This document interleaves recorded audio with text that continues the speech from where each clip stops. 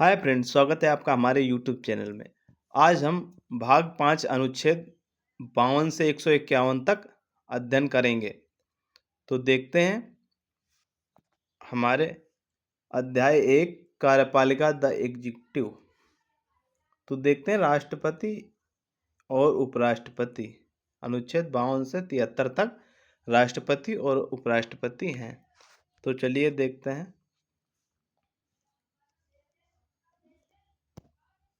अनुच्छेद 52 पिछले अध्याय में हमने अनुच्छेद 1 से 51 तक अध्ययन किया और इसके बाद हम लोग अब अनुच्छेद 52 से पढ़ेंगे। तो देखते हैं अनुच्छेद 52 में आपका क्या है। तो इसमें भारत का राष्ट्रपति जो है आपका अनुच्छेद 52 में वर्णित है।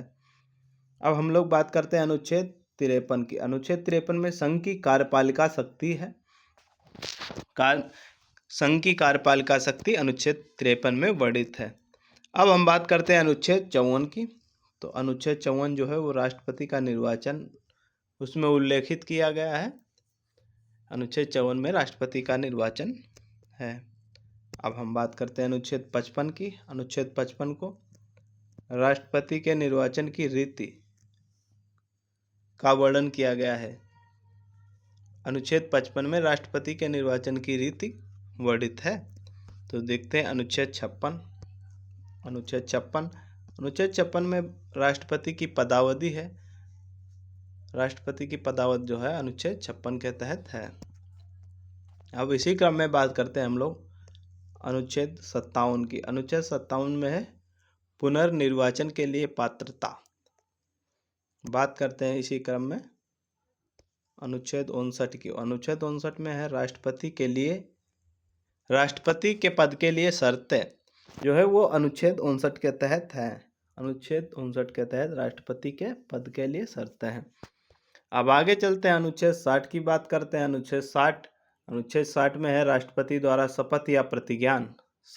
राष्ट्रपति द्वारा शपथ या प्रतिज्ञान। राष्ट्रपति द्वारा शपथ ली जाती है वो अनुच्छेद 60 के तहत ली जाती है।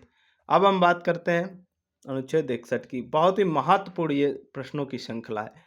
अब राष्ट्रपति पर महाभियोग चलाने की प्रक्रिया जो है वो अनुच्छेद 61 के तहत प्रयोग में लाई जाती है। इसी क्रम में हम लोग बात करते हैं अनुच्छेद 62। अनुच्छेद 62 में क्या है, राष्ट्रपति के पद की रिक्ति को भरने के लिए निर्वाचन करने का या आकस्मिक रिक्ति को भरने के लिए निर्वाचित व्यक्ति की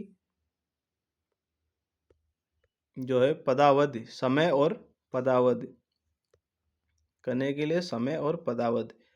अनुच्छेद 62 में आपका है राष्ट्रपति के रिक्ति को भरने के लिए निर्वाचन करने का समय और आकस्मिक रिक्ति को भरने के लिए निर्वाचित व्यक्ति की पदावधि। अब हम लोग इसी क्रम में बात करते हैं अनुच्छेद 63 की। अनुच्छेद 63 में भारत का उपराष्ट्रपति है। भारत का उपराष्ट्रपति तो हमने ऊपर देखा कि अनुच्छेद 52 से अनुच्छेद जो है आपका वो अनुच्छेद 52 से और 62 तक, अनुच्छेद 52 से 62 तक आपका राष्ट्रपति है। उसके बाद अनुच्छेद 63 में आपका भारत का उपराष्ट्रपति है। अब इसी क्रम में बात करते हैं अनुच्छेद 64 की। 64 में क्या है, उपराष्ट्रपति का राज्यसभा का पदेन सभापति होना। उपराष्ट्रपति को राज्यसभा का पदेन सभापति बनाया जाता है। अब अनुच्छेद 65 की बात करते हैं।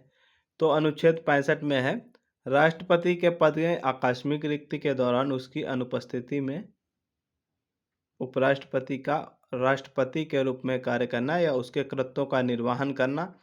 जब राष्ट्रपति के पद में आकस्मिक रिक्ति या आकस्मिक कोई दौरान पद खाली रहता है तो उस दौरान उपराष्ट्रपति को राष्ट्रपति के रूप में कार्य करने का निर्वहन जो है की शक्ति जो है अनुच्छेद 65 के तहत प्राप्त होती है। तो चलते हैं अनुच्छेद 66 में। अनुच्छेद 66 कहता है उपराष्ट्रपति का निर्वाचन। अनुच्छेद 66 के तहत उपराष्ट्रपति का निर्वाचन किया जाता है।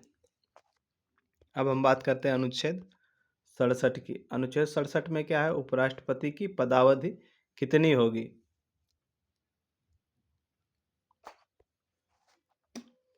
इसी क्रम में बात करते हैं अनुच्छेद 68 की।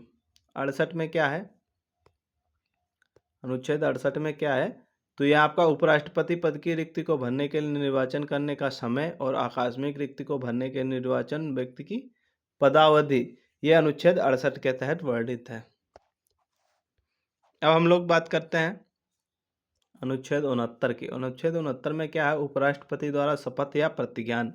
उपराष्ट्रपति द्वारा शपथ या प्रतिज्ञान जो है वो अनुच्छेद 69 के तहत वर्णित है। अब हम लोग बात करते हैं अनुच्छेद 70 की। अनुच्छेद 70 में अन्य आकस्मिकताओं में राष्ट्रपति के कृत्यों का निर्वहन जो है वो अनुच्छेद 70 में वर्णित है। अब बात करते हैं अनुच्छेद 71 में। अनुच्छेद 71 में क्या? राष्ट्रपति या उपराष्ट्रपति के निर्वाचन से संबंधित संसक्त विषय जो है वो अनुच्छेद 71 के तहत वर्णित है। अब हम लोग बात करते हैं अनुच्छेद 72 की।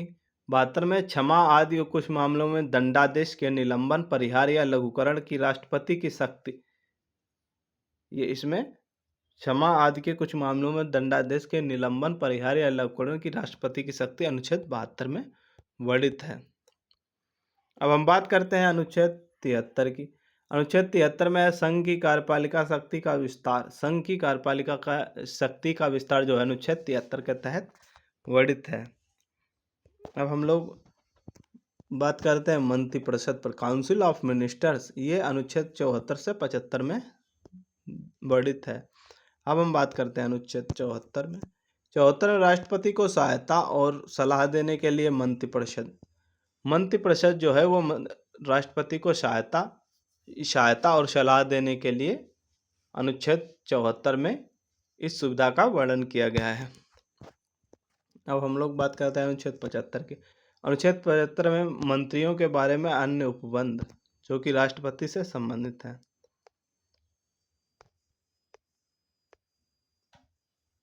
अब हम बात करते हैं इसी क्रम में भारत का महान्यायवादी, the attorney general of India, ये अनुच्छेद 76 में है।